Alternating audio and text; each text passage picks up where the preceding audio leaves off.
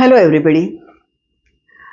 I'm going to talk about redefining the role of agile coaches. A lot of discussion is going on how do we redefine. We have already accepted that the role of agile coaches is evolving and we really need to redefine because of the changes. According to me, organizations are moving towards holistic work environment. They are also improving in their agility index. They are becoming mature in deploying the practices as well as processes. Now, in such environment, the challenges they face are different. Now, the challenges faced are supposed to be helped, worked out with the coaches as their partner. So, according to me, when organizations move with agile transformation and scrum deployment, at that time, depending on the situation, the redefinition of the coach's role needs to be done. And it can get evolved dynamically on the work of our project execution, as already said. Now, again, my focus here is team agile coach, not the enterprise. So basically, when the role needs to be defined, the first thing is the agile coaches should become change agents. They help the organization in developing the holistic work environment, developing a culture of collaboration and practices and quality norms compliance, develop agility across all the different levels of the management. So coach can become a facilitator and work as change agent. Second thing is coach should become a partner in facilitating and helping organization to achieve their business goals. So it is essential, that the business goals should be mapped to the coach's activity. And otherwise, if the value addition is not demonstrated by the coach, then the agile coach is not helping the organizations to grow.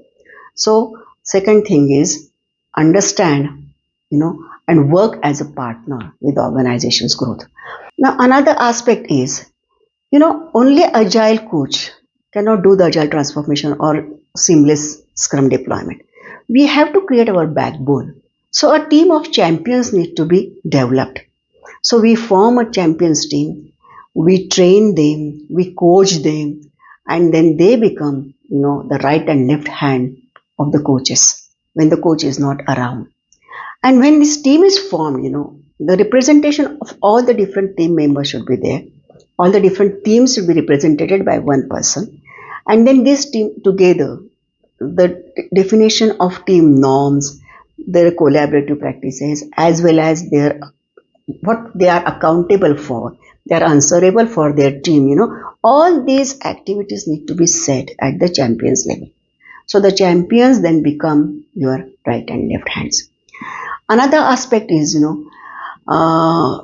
team members, when you work, you become a strategic leader. In such cases, team has got lots of challenges. There are domain challenges, technical challenges, understanding the product. Sometimes the products are so vast that only 30 to 40% of the product is known to the junior people, So these problems need to be resolved at the team level.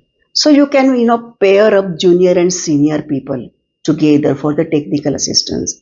Pair of experienced and junior person in understanding the product and the domain, okay? Or maybe for the quality compliance, you can pair up a QA and a developer together. So both of them will be responsible for testing and the testing will not overlap and then the scope of the testing will be enhanced. These are some of the activities which can be done as a strategic leader of the team. Another aspect is, setting up small practices as a continuous activity for the knowledge development. It can be in, again, any area, domain, product, technology, soft skill, anything. And this activity should be continuously done, spend some time over week, every week, so that the consistency is maintained and the team becomes more empowered. Now, the main aim of this role redefinition is to make the team more resilient and more empowered. And that is the goal of a coach. Okay. Now the next thing is, when you talk about collaboration, the collaborative practices are absent in many organizations. The teams are working in silos, POs, BAs, PDMs, and engineering teams or DevOps teams. So need somebody as a facilitator, as a executive senior member, to bring them on the same page, understand their priorities and dependencies on each other. And if they understand that the dependencies are pretty clear and what is to be prioritized, then there is no uh, gap in understanding, and then all the teams can work together. So these are some of the areas. Now another thing is, when we say redefining role, I would like to say we can also redefine the business model. It should be finance friendly, it should be eco friendly, it should be business friendly, product friendly. So the business model of the agile coaches can also be redefined and it can get evolved. So these are some of the areas. Now when we talk about redefining the role, now you need specific skills for that. The coaches should be very experienced. They should be understanding the multiple different domains. They should have experience of working on domains. They should know the big picture of the technologies involved in the product development. Okay, and the coaches need to be versatile in their soft skills too. They should be good communicator, collaborator, negotiator. Okay, they should be able to talk with any level of management convincingly, and then they should be flexible as well as positive person. So human skills as well as functional skills, these are the two areas which a coach should inculcate, and that is slowly developed by experience.